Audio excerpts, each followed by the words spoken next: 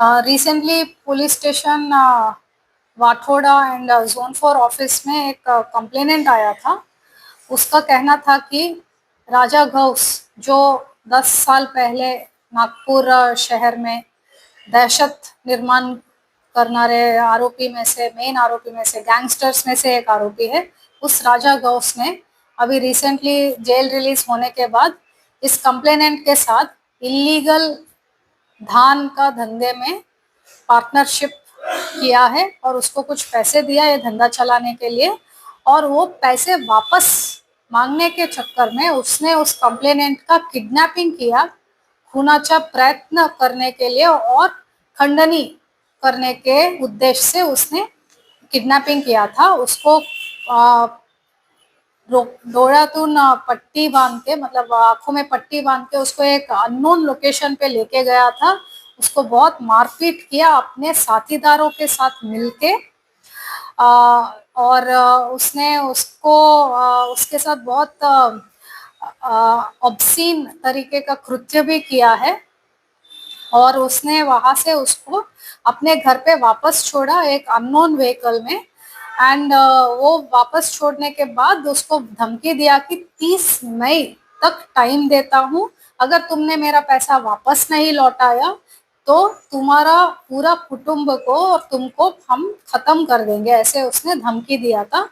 तो वो कंप्लेनेंट डर के मारे 1-2 दिन अपने आप को छुपा के रखा था कि कहीं राजा गौस के सामने आएगा तो वो उसको खत्म कर डालेगा, और उसके पास देने के लिए पैसा था भी नहीं।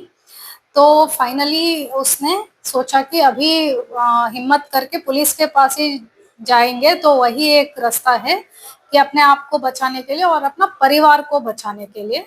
तो वो 20 तारीख को रात को जोन 4 ऑफिस में आया एंड उसने अपना पूरा कहानी बताया। फिर पुलिस स्टेशन वाठोड़ा के पीआई और अपने कार्यालय में हमने पूरा उसका कहानी वेरीफाई भी किया था, और वेरिफिकेशन करने के बाद एक ट्रैप लगाया, और क्राइम यूनिट 4 एंड अपने जोन 4 का कुछ 3-4 पीआईस ने मिलके वो ट्रैप से राजा गौस को अरेस्ट किया था ऑन 21 में अर्ली मॉर्निंग को।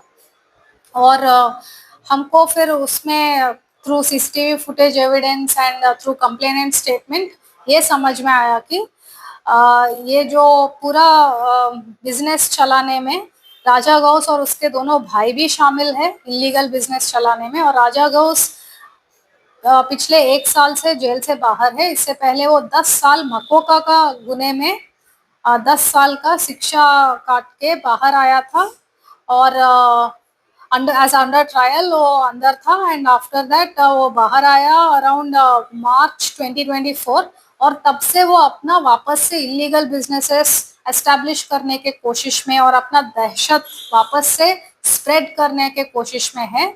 उसी दौरान ये प्रकरण भी हुआ, बट इसमें ऐसा हुआ कि कंप्लेनेंट ने हिम्मत करके अपने जोन 4 पुलिस के तरफ आया था विद कॉन्फिडेंस, और within 2 hours after taking statement, written statement of complainant, हमने उसको अरेस्ट किया। और उसके साथ साथ उसका जो दूसरा बिजनेस पार्टनर है सलीम खान, उसको भी हमने अरेस्ट किया।